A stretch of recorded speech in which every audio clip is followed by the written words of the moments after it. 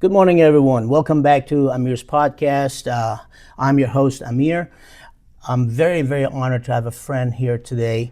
I'm extremely excited, and let me tell you why I'm so excited about this. Because he's not only a respected leader in the martial arts community, but he's also a dear friend of mine. I've known him for quite some time, and we work very closely together. So today, joining me is Mr. Ralph Garcia. He's a true martial artist, entrepreneur, a businessman, a promoter, professional fighter, MMA fighter. You tell him, I'm telling you, he's done it all. Okay, he runs a very successful American top team academy in Tampa. So Ralph's journey in martial arts as a coach, as a promoter, has been spectacular, from what I know. And so I'm honored to have you today, my friend. Please share us your wisdom and your experience, and good to have you. Oh, thank you for having me. I was excited about doing this when you called me about it, and I love this because we can give back to the community. People, a lot of these young guys don't know we've been in this community forever. Don't really know us because the new guys on the block forget about the old guys. So absolutely. It's good for them to learn a little bit of history. Not old guys, older. Or vintage. Yeah, that's a better way to say it. Yeah. So tell me about your experience, your background. Now I know you have a Brazilian Jiu-Jitsu black belt. Yes, I know sir. you also have a black belt in Taekwondo. But tell me more. I know you've done more than that. All right, so I started martial arts journey at 9, just like a lot of kids our generation. I grew up watching Bruce Lee movies and Kung Fu theater on Sundays. So I always had a passion for martial arts. So I started when I was about 9. I started with Kempo Karate with a guy named C.J. Bader. And then he partnered with a guy named Fred Montesino. And then they split, but I stayed with Montesino. And me and Montesino, who's basically like my first instructor, we're still good friends to this day. We go every so often, get breakfast or lunch. So I've been with him since I was 9 years old. And he still gives me my ranks in Taekwondo and Aikido Jiu-Jitsu too. So I have a black belt, 7th degree black belt in Taekwondo. I have a 6th degree in Aikido Jiu-Jitsu, 2nd degree in American Jiu-Jitsu, and a 3rd degree black belt in Brazilian Jiu-Jitsu. And because I'm always a lifelong martial artist, I'm actually working right now on my black belt in Judo, which it's so fun to me. It brings that aspect of being a student again and learning the terminology in Japanese. It's a lot of fun for me right now. That's fantastic. This is a tremendous resume. Nobody can match that. Not too many people. Well, that's great. And when you have that much knowledge in martial arts, and again, and you're not prejudiced against any style, and you're willing to learn as much as you can, it just gives you an upper hand, in my opinion, when it comes to the martial arts community. Because when students walk in, especially the way like I run my school, anybody is welcome from any background. As long as they have good intentions, they come in, we let them train, and we learn from everyone. Any style is welcome to come for open sparring or, rolling, you name it, kickboxing. So I like that. That's fantastic. So who are your favorite fighters right now, if I may ask, in UFC? All right, I don't really keep up with it as much as I used to. There was a time where, that was my whole world, and Jay Adams, who we all know from local here, used to call me the encyclopedia of MMA in Florida because I used to know every coach, every fighter. I used to know, you look at a card, I knew everybody on there. Today, there's so much, it's oversaturated with combat sports in general that I look at a card and there's sometimes I don't know anybody on that card. And I'm like, wow, this is crazy how the sport's evolved so much, which is a good thing because it gives more outlets for people to fight more. But I still miss the big feel of those big main events where you had Chuck Liddell fighting maybe Tito Ortiz, you had Matt Hughes on that card. Those were good days, I'm telling you. Those guys were amazing. It was a stacked card. You always knew. We wait 2 months. We're looking forward to seeing that card. I miss those days because now it's so often. But local favorite fighters today, I'm still an old school guy. My favorite all time is got to be GSP because he's so well rounded and he's retired and he's still training. He's a lifelong martial artist. He's not a fighter. A lot of these guys today come in and they're just fighters. So as soon as they get a couple fights, that's it, they're gone. You're not going to see them again, or they might go do their own thing, hit a bag at the EOS or whatever.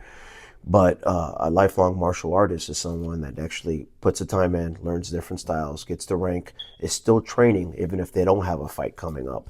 That's what we're missing today, I think, a lot of these Yeah, guys. what I like about George St. Pierre, and I got to tell you, he's one of my favorite fighters as well, is because he comes from a traditional background. And a lot of traditional martial arts are losing their value because they're not being taught properly, in my opinion.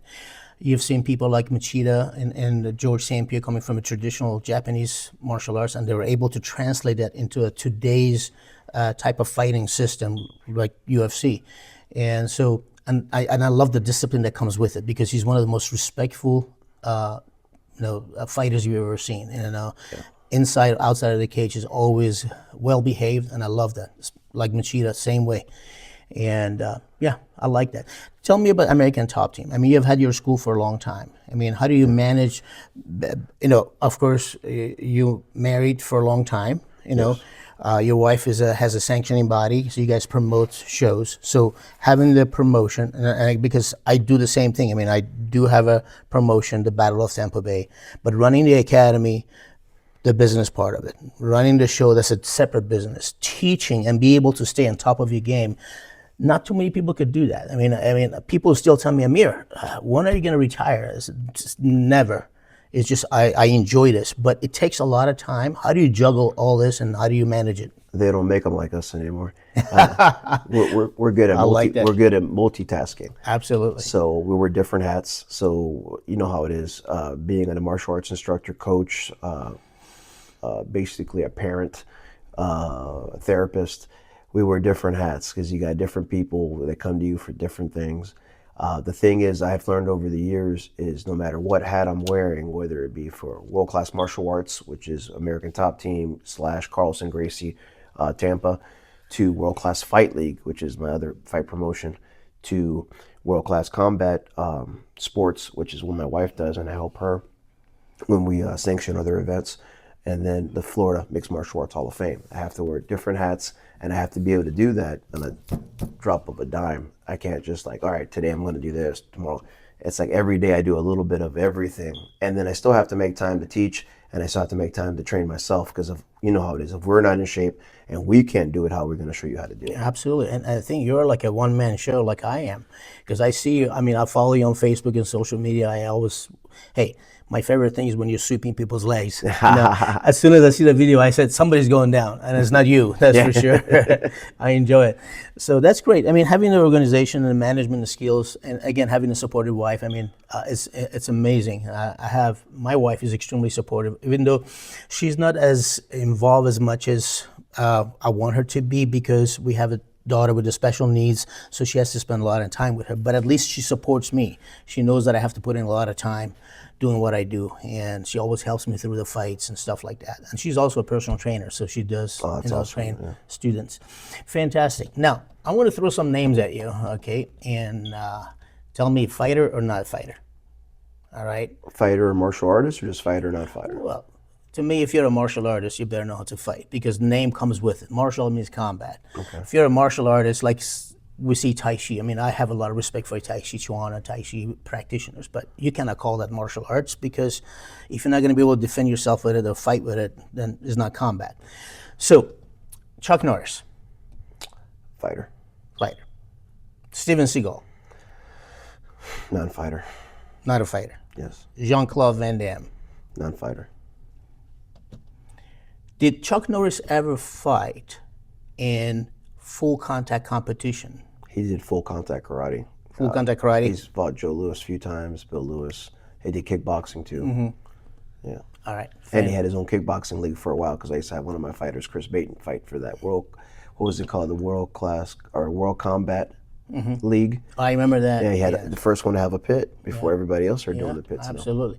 I mean, definitely Chuck Norris, the name is legendary. Everybody knows who he is. Definitely. Funny story about that, because I trained with Joe Louis a few times.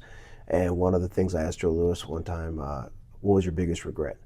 And he goes, I got a phone call from Bruce Lee, and he laid a scenario down for me about being in a movie with him, and he was going to kill me at the end in a fight scene. And my ego took the better of me. He goes, you couldn't kill me in a real fight. So he didn't do it. So Chuck Norris took the part, and look at Chuck Norris now. He Yeah. became a huge star off of Yeah, it. absolutely. I mean, he got his first break. The biggest break was Enter the No, the Way of a Dragon. I think that's what it was, and it was filmed in Italy. Yep. In the Coliseum. What do you think about Bruce Lee? He's a fighter. Yeah, Yeah. I believe. I mean, he was my. It's very easy right now for people to criticize him and say, "Nah, he was too small. He couldn't fight, and he couldn't fight the way fighters fight right now." I mean, nobody knows. I mean, you just use that the guy cannot defend himself. Or looking at him, following his moves and the way he taught and his philosophy, I believe he was a fighter. He was ahead of his time. He was involved in so many different styles of martial arts, from Indonesian arts to learning jiu-jitsu to knife fighting, all kinds of stuff. He was trying to make his system a complete system, which when you're a martial artist, that's our goal, and that's why we never satisfied, is to be a complete martial artist. We're good wherever the fight goes, and every fight starts from standing, so you have to have a good standing base and be able to take someone down or control them from taking you down. And then once it gets there, you have to control that too. So it's an ongoing thing. You have to work everything. Oh, absolutely. I think when I watched Bruce Lee's movie, ever since I was a kid, I was inspired by him. He was definitely ahead of his time because you could see different moves. You could see judo takedowns. You could see some jiu-jitsu. You could see kickboxing, boxing. He was definitely. He's the grandfather of MMA, because if he would have stayed alive, we probably would have had MMA a lot sooner in the early 80s. Absolutely. Instead of waiting for the Gracies to do it in the 90s.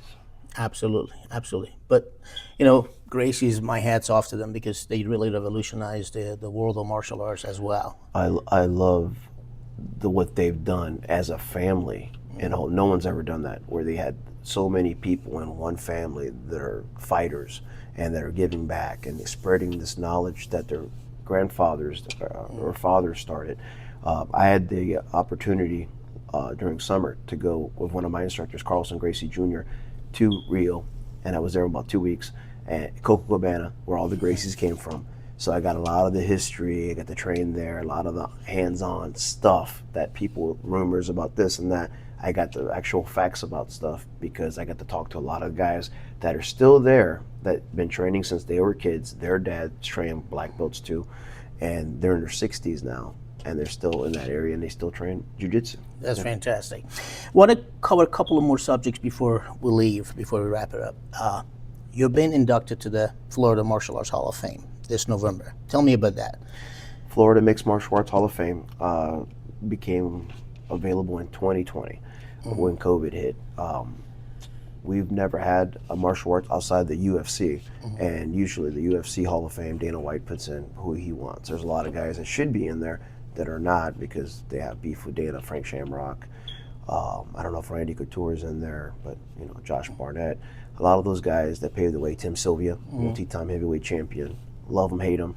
He deserves to be in there. Yeah, absolutely. But so I said, you know what?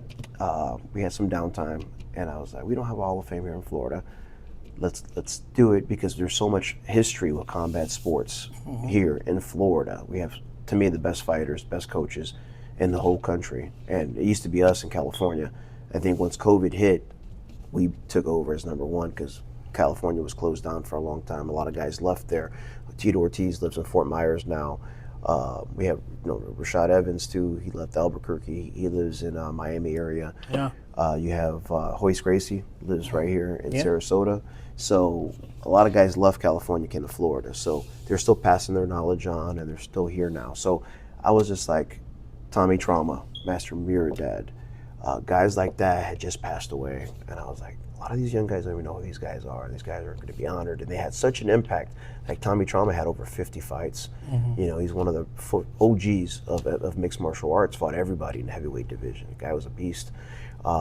Master Miradad, Shindo Kumite. Yeah. How many guys fought on that card? Even our good friend here, Stefan. Stefan, yeah. He was on there all the time. Yeah, and he was killing people. Actually, I was commentating in one of his fights. Yeah, I was there. Yeah, I remember specifically Master Miradad coming out. He could cut a promo like nobody else, and dropping into a split, calling out all the K1 guys. Nobody wants to fight him. Everybody's scared. And I was like, this guy's the best salesman. And then he brought out of retirement was Rick Rufus. Yeah, Rick Rufus came out, and I was just like, I remember having guys on that card being in the same locker room with Rick Rufus, watching him as a kid coming up, and I'm like, man, I'm in the locker room with Rick Rufus. This is so cool. Hey, my dad had a lot of guts at that, I gotta tell you. You know, God rest his soul, he left us too soon, unfortunately. So that first Hall of Fame that we did in 2020, we inducted 10 people, and it was bittersweet because it was sad. 7 of the 10 were deceased. Like we had DeSalberto just passed away, another big contributor to the MMA in Florida. He was part owner of the RFC with Joe Valdez and Jason Fryer. All his sons, Andre Berto, who became a boxing champion, Edson Berto, MMA champion, his daughter Nana, who's on The Ultimate Fighter. His younger kids all competed. His whole family was around the fight game, and Berto himself was in Pride, UFC, and Pancrase. So his roots, and then he trained with Carl Gotch, another guy that I put in the Hall of Fame because Carl Gotch's roots from here. I was fortunate in 2006, 2007, before he passed, he came looking for Carl Malenko, who was one of my main training partners at the time, and he taught at my school for 2 months, Carl Gotch. So I got the legend, and in Asia they call him the god of wrestling. That's amazing. I had him teaching at my gym. So because of all that, we came up with the Hall of Fame. And I try to recognize people. And what it is, basically, we get together, everybody gets, we do awards. Last year we started doing rings. Everybody likes the rings better. It's really nice. You guys tell your stories, like your congratulations because you're going in this year, my friend. Thank you. You get to tell your stories, your path when you started martial arts, what got you into it. I like to hear a lot of funny stories about traveling because we did a lot of traveling. So every person gets a chance to say hello as and long talk as to you everyone. want. Yeah, we have 15 going in this year, and then Conan is getting. I put Conan in the first year also. Conan's getting an award we started last year called the Carlson Gracie Lifetime Achievement Award, and it's a nice glass award with the image of Carlson Gracie, and it has a person's name on it. And I started doing that last year because I was like, we got to give an award for a lifelong martial artist. So last year I surprised Carlson Jr. because he came down, he stayed with me, and we were going to present the award after I put his dad in the Hall of Fame, gave him the ring for his dad. And then I go, hey, we're doing this award, and I gave it to him. He was surprised. He wasn't expecting it. So this year we're going to give it to Conan, who Conan started training with Carlson Sr. when he was a kid in Brazil. And you see all the big things Conan and his brother Marcelo did here in the community, American Top Team, how many fighters they've produced over the years, and he's still kicking. I had a long conversation with Conan the other day when I went to ATT headquarters when he got his coral belt. In jiu-jitsu, that means you've been a black belt for over 30 years. So he got his coral belt. I was there. I made sure I was there for that presentation. And before everybody showed up, it was just me and him in this 45,000 square foot facility. And we just sat there, had a long conversation for an hour and a half, 2 hours, talking about life and how you perceive people when people perceive you. And a lot of times it's your own mind that messes with you as far as like holding on to grudges or being mad about stuff. It doesn't matter what they think of you. That's their opinion. They're allowed to have their opinion. If they don't like you, it is what it is. I don't have to like it, but I don't let it bother me. So little heart-to-heart things like that. I think it's great. What you're doing is fantastic. And especially, let me tell you, I don't have too many good things to say about most Hall of Fames. And I tell you, you've seen my posts sometimes on Facebook, and I'm not very popular with a lot of those organizations because I speak up my mind. I think if you're going to give awards to someone, it has to be earned, and it has to be something that is a privilege. Is that right? So if you're going to give that award, you're not going to charge them, okay? You're not going to have a fee, okay, you have to pay $250, and what would you like to be? You won't believe how many invitations I get for Hall of Fames. You're inducted, Master Amir. But you got to buy your award. But yeah, you got to buy your award, and also they actually give you a menu of what you want to be. I want to be a Grand Master of the Year. I want to be the baddest ass of the year, and blah, blah, blah, blah, you name it. It's a joke. So, I refuse to accept any of those invitations, and when I realized what you do, I was extremely honored, and that at least I know that has some value for me, because people are choosing you based on your abilities and your background and your accomplishments, not based on how much money you're going to pay them. Same thing I did with the Battle of Tampa Bay, because we have a history in this community for a long time. I started the Battle of Tampa Bay Hall of Fame, and they don't even know until the night of the fight that they're going to be inducted. And so it's not an expense to them. We carry the expense. We want to make sure they know they earned it. Like Mr. David Bybee was a 3-time world champion, or Diane Urbanis or Diane Brown last time. Eric Marshall. Eric Marshall, 5 times world champion as amateur, twice as a pro. I mean, these guys are legends in our own hometown that they live among, the martial arts community. So they have to be recognized and acknowledged without charging them, and that's what I call real Hall of Fame. My friend, it was a pleasure having you. No, Pleasure, thank you. pleasure. Anytime you want me to come back, we can talk about anything because we've been doing this for so long. Thank you. But the Hall of Fame is November 1st, Saturday. It's open to anybody that wants to come. It's a black tie affair, 12 p.m. to 5 p.m. The ceremony starts about 1. Every person that's being inducted gets to come up. We have Frank. He's going to videotape it, he said, for us this time. And Fantastic. I want it by the next week so we can cut it up and give each person their speech. Yeah. And he's going to take pictures and stuff too. Everybody's going to get their ring. But like I said, the best part about it is everybody gets to come up. They have their time. This is their time. You could tell any story you want, talk about whatever you want. Some guys go up there, just say thank you, blah, blah. Other guys go back and tell you deep stories, because doing this for so long, we've lost so many people. Yeah. So getting to talk back about those people and remember them. Perfect example. Dave One of your Yost, guys, Dave Yost. I had to put Dave Yost in. Yeah. And that was a big thing for me. And I know it meant a lot to you for us to do that this I year. appreciate it. Thank you so much. Yeah, that meant a lot. I'm looking forward to it, my friend. I know you're coming to the Battle of Tampa Bay on November 8th, and I look forward to having you and your wife sit at my VIP and enjoy the fight. And if you have any fighters, make sure. Yes, sir. We'll talk about that Yeah, afterwards. absolutely. And well, thank you guys for tuning in. I appreciate you guys. You could watch us on YouTube or listen to us on Spotify. We will let you know on social media and inform you when the segment is going to be up. Thank you so much for joining us. And thank you, my friend. It's always a pleasure. Thank you. Appreciate you. Oos.